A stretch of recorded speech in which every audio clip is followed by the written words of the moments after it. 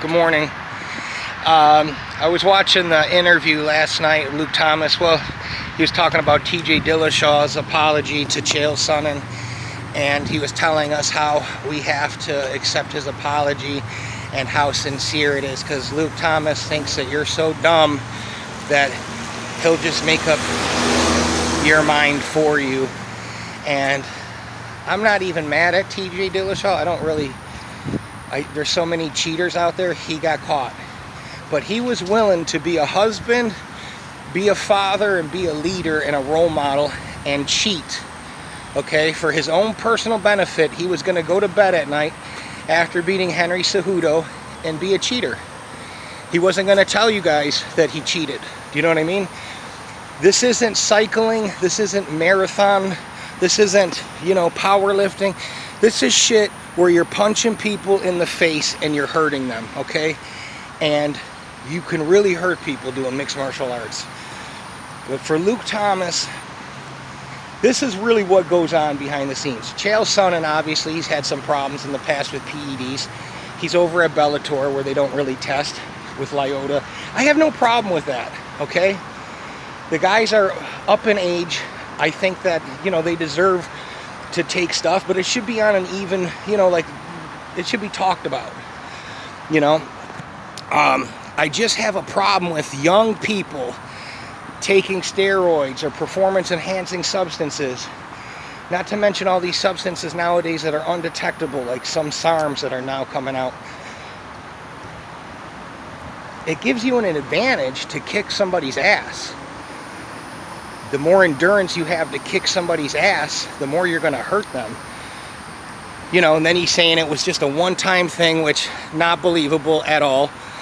His coach, you know, his strength and conditioning coach knew nothing about it. Not believable at all. His apology was bullshit.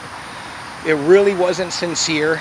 It was a dreadful excuse of an interview. I think Bill Clinton came off more sincere after getting a blowjob. You know what I mean? That's sarcasm. I'm not mad at the guy. It is what it is. There's going to be others. But, and even the way he handled that loss was horrendous. Like, kind of like how Stipe Miocic acted like he almost was going to cry on the MMA Hour with Ariel Helwani. Like he deserved this,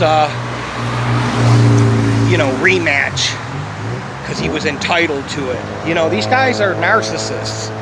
This is a sport that's really, yeah, it is a team sport, but it's really, at the end of the day, it's all about you.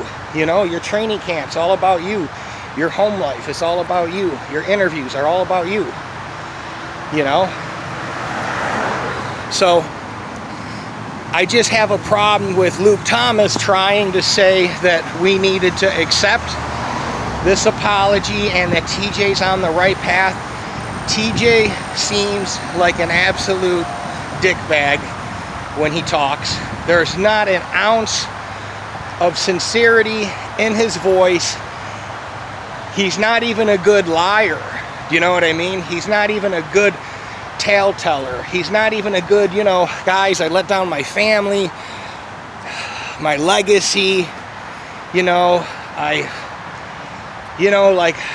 really messed this shit up, you know, but I only did it once, you know, and here's why, and no one knew. It was just bullshit. And for an MMA news person to tell you how you should feel about this, that's not their job. It's not Luke Thomas's job to tell you how you should feel about this shit. Do you know what I mean? And that's crazy.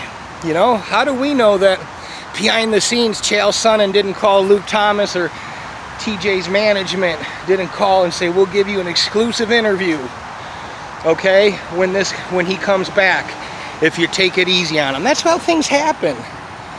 You know, that's the real world. So I don't know, I was just kind of, I'm not a big fan of Luke Thomas.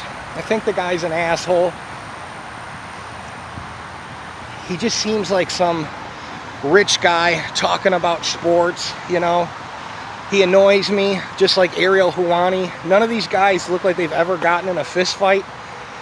and they're talking about combat sports, and they're talking about, you know, all this stuff. Yeah, I realize Luke Thomas was in the Marine Corps, but, you know, I'm just saying, it doesn't mean that you're a tough guy, okay? You know, it doesn't. I just think his show, it's hard to watch. You know, like this video, it's hard to watch. His show is just, he doesn't really ask the questions that you want people, you know, like he doesn't ask, like Ariel at least asks some dickhead questions that you want to know.